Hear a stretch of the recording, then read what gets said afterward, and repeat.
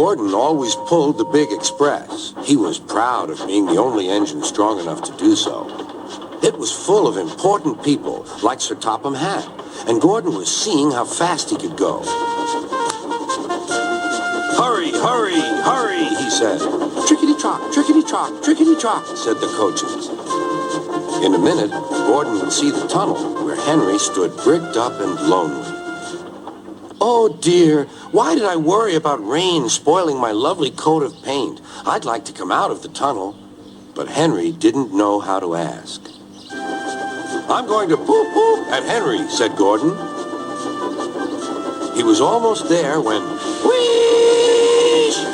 And there was proud Gordon going slower and slower in a cloud of steam. His driver stopped the train. "What has happened to me?" asked Gordon. "I feel so weak." "You burst your safety valve," said the driver. "You can't pull the train anymore." "Oh, dear," said Gordon. "We were going so nicely, too. And look, there's Henry laughing at me." Everyone came to see Gordon. Said Sir Topham Hatt. "These big engines are always causing me trouble. Send for another engine at once." While the conductor went to find one, they uncoupled Gordon, who had enough puff to slink onto the siding out of the way.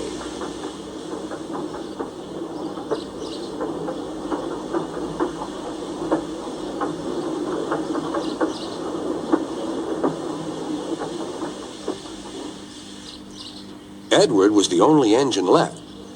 "I'll come and try."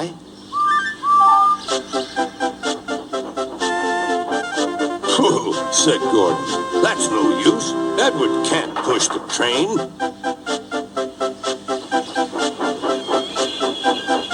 Kind Edward puffed and pushed and pushed and puffed, but he couldn't move the heavy coaches.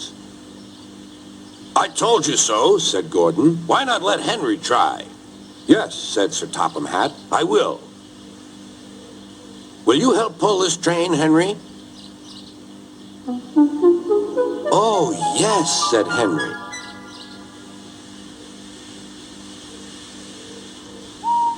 When Henry had got up steam, he puffed out. He was dirty and covered with cobwebs. "Oh, I'm stiff, he groaned. "Have a run to ease your joints and find a turntable," said Sir Topham Hatt.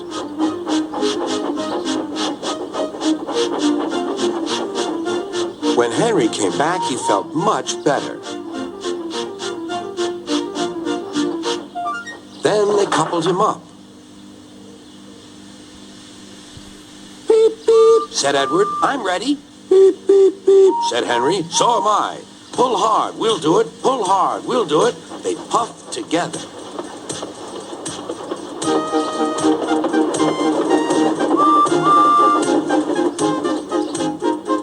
"We've done it together, we've done it together," said Edward and Henry.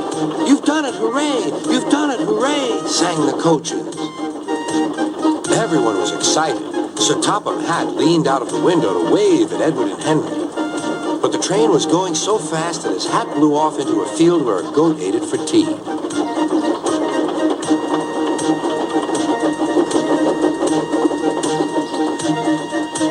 They never stopped till they came to the station at the end of the line. The passengers all said thank you, and Sir Topham Hatt promised Henry a new coat of paint. On their way home, Edward and Henry helped Gordon back to the shed. All three engines are now great friends. Henry doesn't mind the rain now. He knows that the best way to keep his paint nice is not to run into tunnels, but to ask his driver to rub him down when the day's work is over.